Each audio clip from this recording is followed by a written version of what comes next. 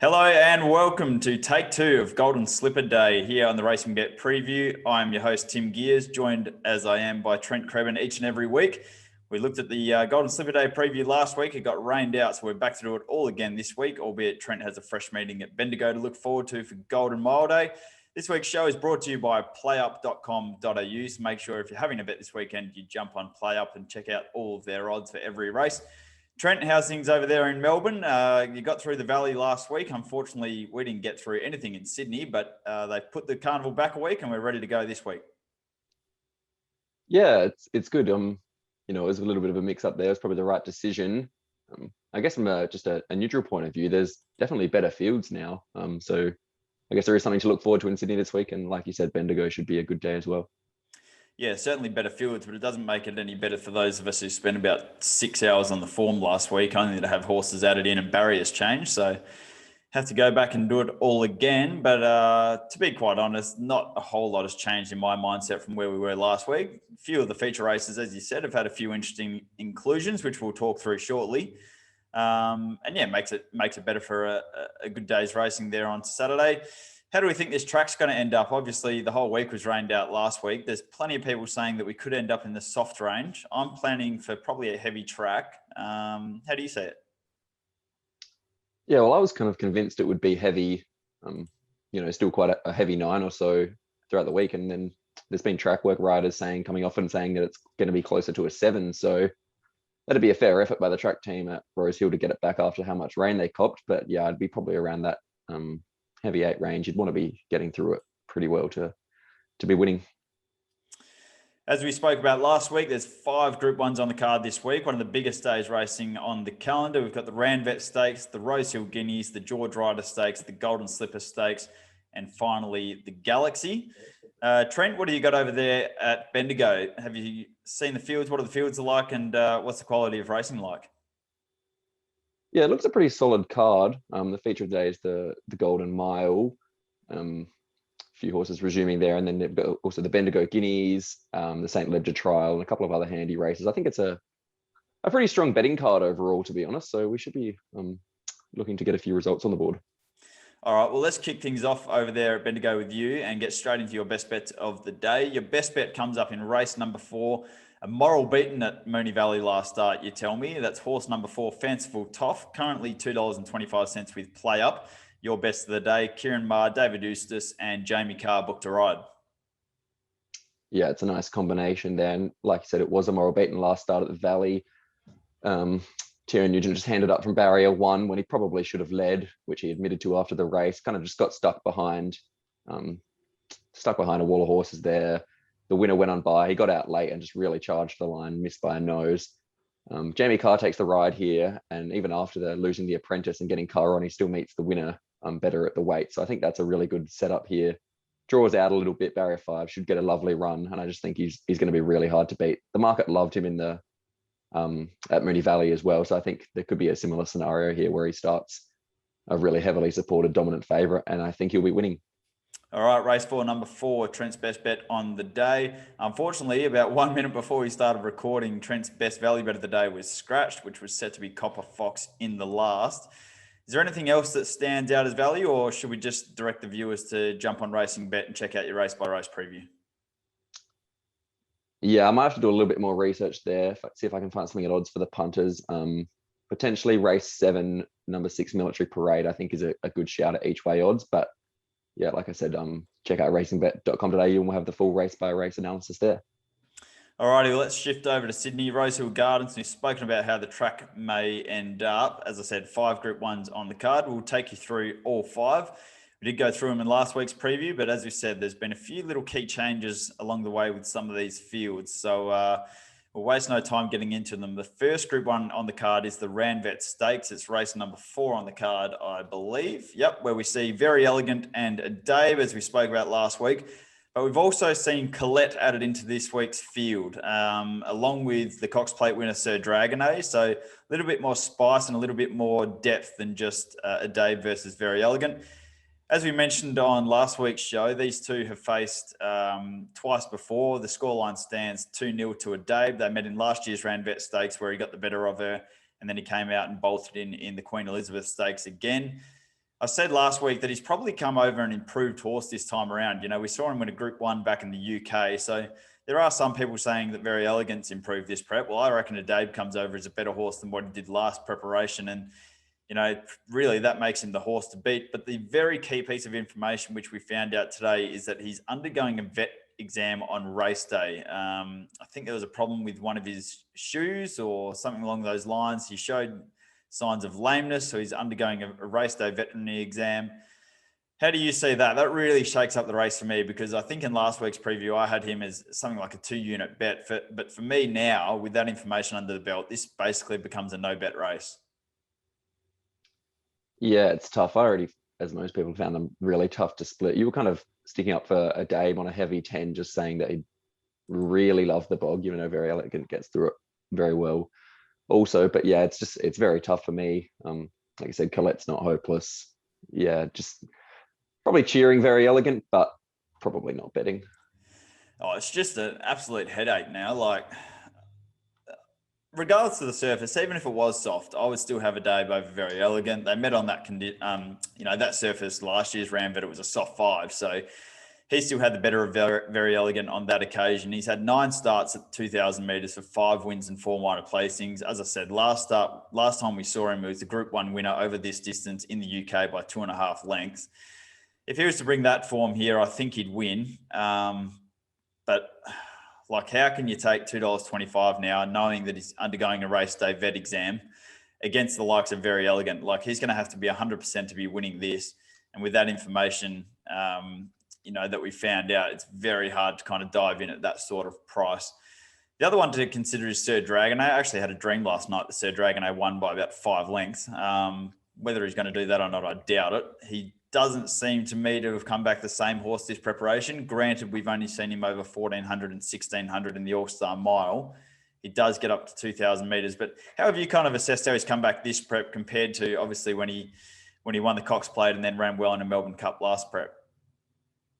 Just badly. Like, the 1,400 metre race first up clearly wasn't the right race for him, but even still, he was beaten 10 lengths. And for a class of horse, a Cox Plate winner to be beaten 10 lengths in almost anything in Australia is poor. And then you could kind of forgive that on a good 3. And then he stepped up to what was basically a heavy track in the All-Star Mile in a fast run race, and he was still awful. So I just can't be coming into him until he shows something. I know the stable are confident that he's kind of going well, but I just have to see something before backing him, wouldn't you? Yeah, no, I wouldn't be backing him here. Happy to let him go around. I reckon the really interesting runner is Colette. Like, we saw her obviously win the Apollo very well first up, where she beat the likes of Very Elegant. She then ran 0.2 lengths behind Very Elegant in the Chipping Norton Stakes. She then stepped up to 2,000 metres last start on a firm track. I took her on that day and said if the track got into the good range, she was probably the lay of the day. She was still only beating the length. Like, there are a lot of people potting her off that, but I would be forgiving her off that. I thought it was actually a decent effort. She's had 8 starts on good ground for 1 win. She's had 6 starts in the wet for 5 wins and a 0.2 length defeat in Group 1. So back to 1,600, still at 2,000 metres, back onto a wet track. I think if you line up her and Very, Very Elegant, she's probably the one in a little bit of value at $6. But once again, like I said, with Adabe at $2.25, Very Elegant at $2.70, and then Colette at $6. Knowing that Adabe's undergoing a vet exam, this really is a difficult race to kind of get involved in. I would be waiting to see how Adabe comes through that vet exam. If he's past fit, I'm probably just going to sit this one out. If he's scratched, well, then how short does Very Elegant become? But she looks the one to be backing if he comes out, and then it's all a matter of kind of what prices her and Colette sit at. So, yeah, can't really offer much of an opinion on the Ranvet at this time of recording. It's just a shame that Adabe has that lameness issue, because it would have made for a cracking race had he not. So we'll move on to the Rosehill Guineas with all that said. It's the second Group 1 of the day for the 3-year-olds, still over the 2,000 metres, much like the Ranvet. And I made Mo'unga my best bet of the day last week, and I'm going to stick with him here. Probably gets a better draw with the reshuffle of the barrier draw this week. Comes from barrier 2 out to barrier 6, which suits him better. Of course, we saw him in the Ranvet Guineas last start, an absolute moral beat from barrier 2. So getting out to barrier 6 today should really help his cause. look, I think if you run that Ranvet Guineas 10 times, you probably wins it 9 times. So with the step up to 2,000, a better barrier draw, and the wet's no real concern for me, I'm happy to make him my best bet of the day once again. This is race number 5, horse number 3, Moonga. Trent, how do you see it? Yeah, agree. I think he'll be very hard to beat. I like the barrier switch.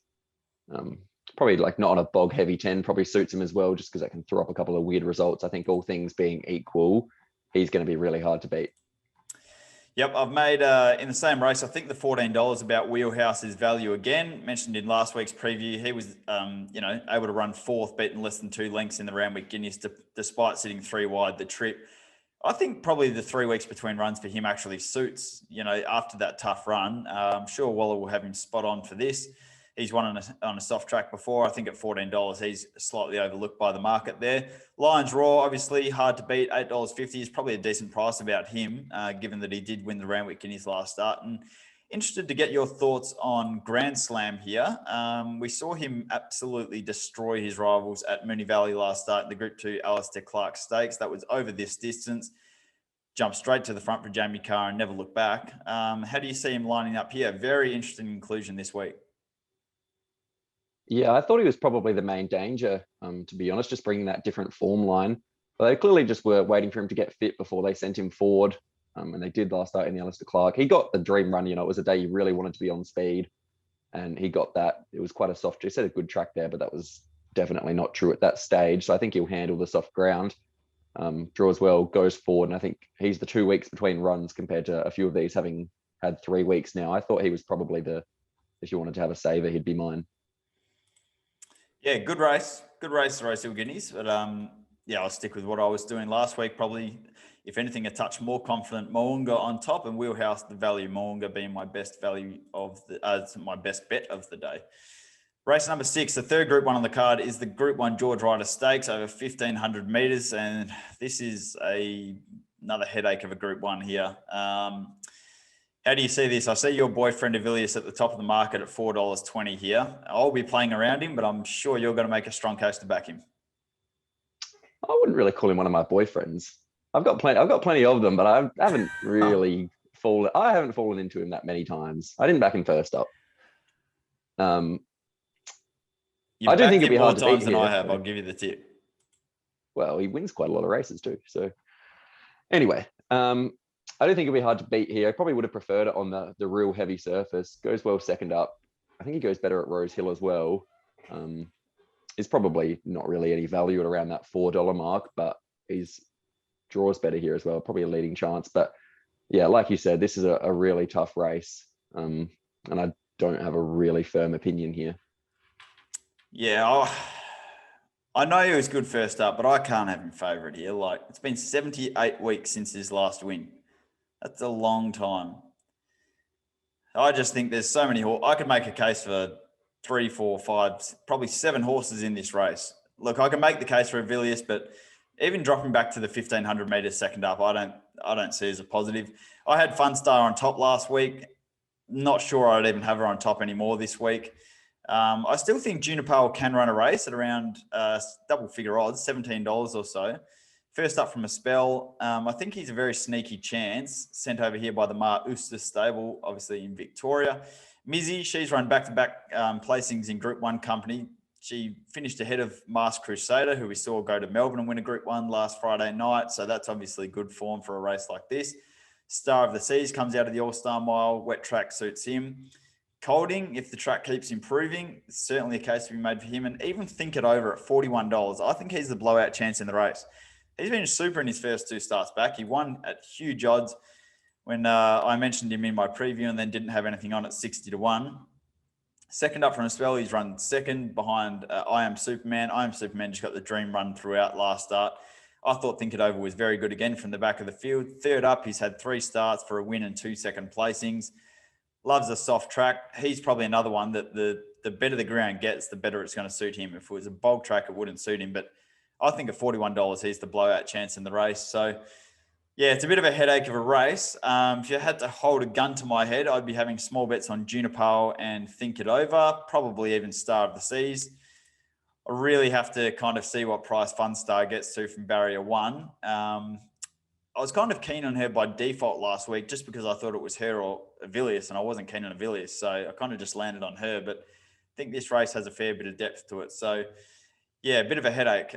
Probably playing a few at odds there in the George Ryder Stakes. Move on to the day's feature race, and this hasn't changed one iota from last week, apart from the fact that last week was on about a heavy 25, and this week's on a slightly improving track. But I've still got Profiteer on top here. Trent, I think you were with Stay Inside last week. Have you had any change of heart at all? No, still with Stay Inside. I think he gets a lovely map from barrier 3 back onto kind of a soft 7 heavy 8 range, which he has won dominantly on a couple of runs ago. I think he's almost the horse to beat ahead of Profiteer, to be honest. Yeah, I think the improving track makes me slightly more confident with Profiteer, actually. I just think he's going to go forward, comes out of the right form races. He's going to be very hard to run down. Barrier 5 just goes straight to the front. If he settles even just a touch from what he did in the Todman, I think he's going to be really hard to run down. And yeah, pretty happy that it's on a softer track rather than a bog track where we kind of went into last week not quite knowing. I made Home Affairs my value bet in that race last week. I'm going to stick with him as my value bet here at $17 in the slipper.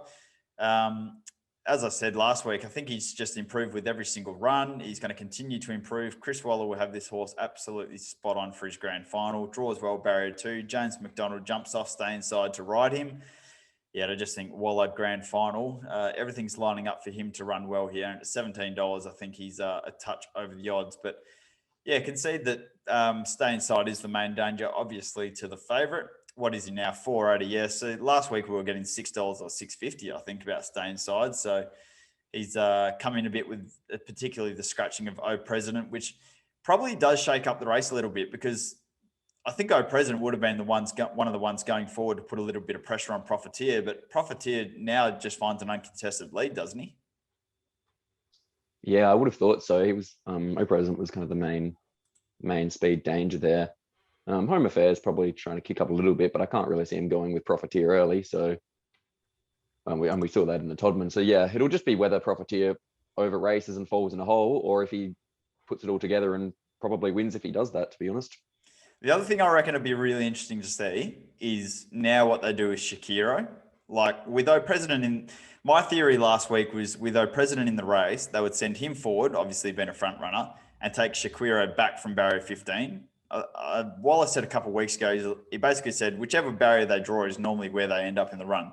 So 15, I would suspect they would take Shakiro back. But now with O President out of the race, would not surprise me at all to see them send Shakiro forward from the wide gate. Even if it is just to soften up Profiteer just a little bit for the stablemate. Yeah, it'd be interesting to see what happens early in the race there. But I'm sticking with Profiteer in the Golden Slipper. Home Affairs the value for mine. Final Group 1 on the card, and I reckon this is probably one of the races we're going to align in Trent, the Galaxy. And I was pretty close to making Hawkbury on her my best bet of the day here. And interestingly, about 5 minutes before we started recording this, there's been a huge hit on her in the betting. I think she's gone from about $5 into as low as $4.20, $4 across the board at most places. Pretty significant betting move there. Yeah, it is just in the last couple of hours. And I think it's warranted, to be honest. I think she's the horse to beat. And I'm pretty sure, like you said, you were making a good case for her as well. I'll let you make that case now if you like.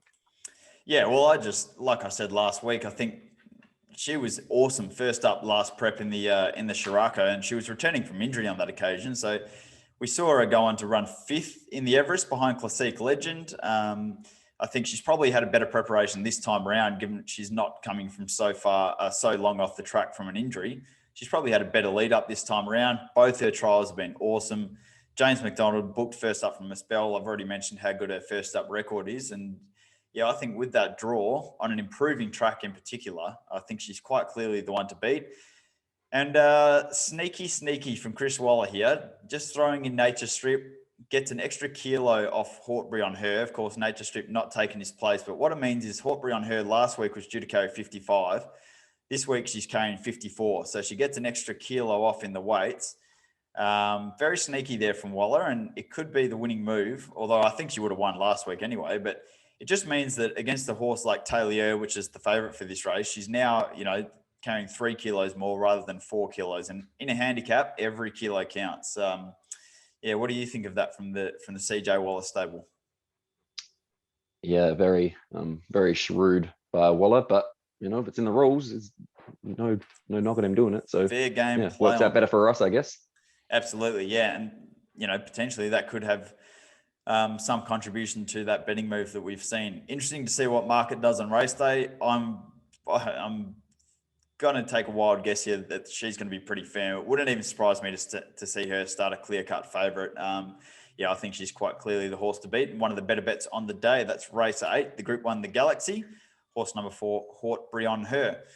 My best value bet of the day outside of the Group 1s is going to come up in the last. There's been an addition this week in the form of Wonderbar. I think Wonderbar is going to run a really good race from barrier 17. That's the only issue, is how far back she gets. But I made horses 3 Volpine and horse 7 Seasons my best value bet on last week's card, and I'm going to stick with them here. Seasons ran a really good race first up. She ran really well second up last preparation, draws barrier 1 here. And look, I see no reason why she can't run a really good race again today. So a double figure odd, she's currently around $12. I think she's going to run well again. Volpine, we'll see her go forward from barrier 18. If she can find the front without doing too much work, there's no reason she can't run a good race as well. And Wonderbar is the other one that caught my interest there at $6. She wasn't in last week's field, but she is in this week's field. Tell me your thoughts on Written Beauty. She was like the next big thing, but I thought in her 2 starts this preparation, even first up, I thought she got the job done, but she was, I don't want to say plain, but she wasn't as dominant as what we probably expected her to be. And then last start in the Challenge Stakes, she started well back. She was $3.10 against the likes of Eduardo and Nature Strip in particular, but she was pretty ordinary. Yeah, she was. I couldn't really understand why she started $3.10 against that color of horse. I was pretty heavy against her, but like you said, she was beaten 6 lengths. First up win was just a bit tradesman-like.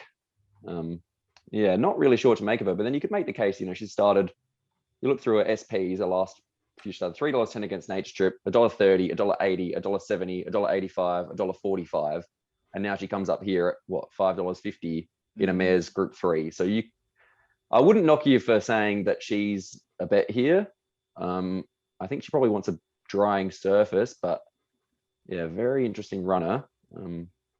That kind of SP profile normally sucks me in. So not sure what I'll do with her, but I wouldn't talk you out of it.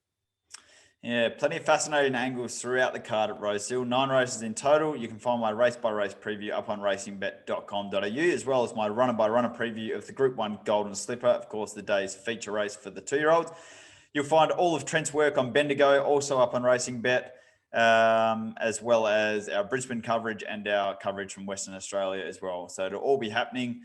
Let's keep our fingers crossed that there are 4 meetings to go ahead this week and that no more get rained out after what happened in the last week. Pretty extraordinary stuff. Trent, any other thoughts? I just want to quickly touch on, you mentioned Classique Legend in the Everest the other day. Did you see his trial? Did I see it? Straight the other day. Oh, he is back and will be winning the big Group 1 sprint in a couple of months. Yeah, I think he's set to go around on... I can't remember the date now. Yeah, a couple of weeks' time. A couple of weeks' time in the Group 2 at Sha Tin. And then at the end of April, there's a Group 1 Chairman Sprint prize that looks to be his for the taking. And really interesting that Zach Burton's landed the ride on him. Of course, we saw Vincent Ho ride him in the Group 1 back in December when he wasn't right. And Zach hasn't ridden for Casper Found since they had a little bit of a falling out in September last year. So it's been a long time between drinks for that combination. They've enjoyed a lot of success together over the years, but they've evidently kissed and made up, and Zach's landed the ride on Classique Legend. He's trialled him. I think Zach reported back that he would still improve off that trial. There's still a fair bit of improvement to come, which is pretty scary if you go back and watch his trial. So compare that trial to the one we saw before, just after he arrived in Hong Kong, and it's 2 different horses. So yeah, really exciting stuff. And as I said, good to see him back to his absolute best. We'll be covering that one next month, but plenty of Group 1s in Australia to get through before then, of course. 5 this weekend, and then in a couple of weeks' time, we'll be focusing on the championships in Sydney. Plenty to get through, as we said, and we'll have it all covered here on racingbet.com.au. Until next week, we look forward to do it all again, and thanks to PlayUp for sponsoring this week's preview.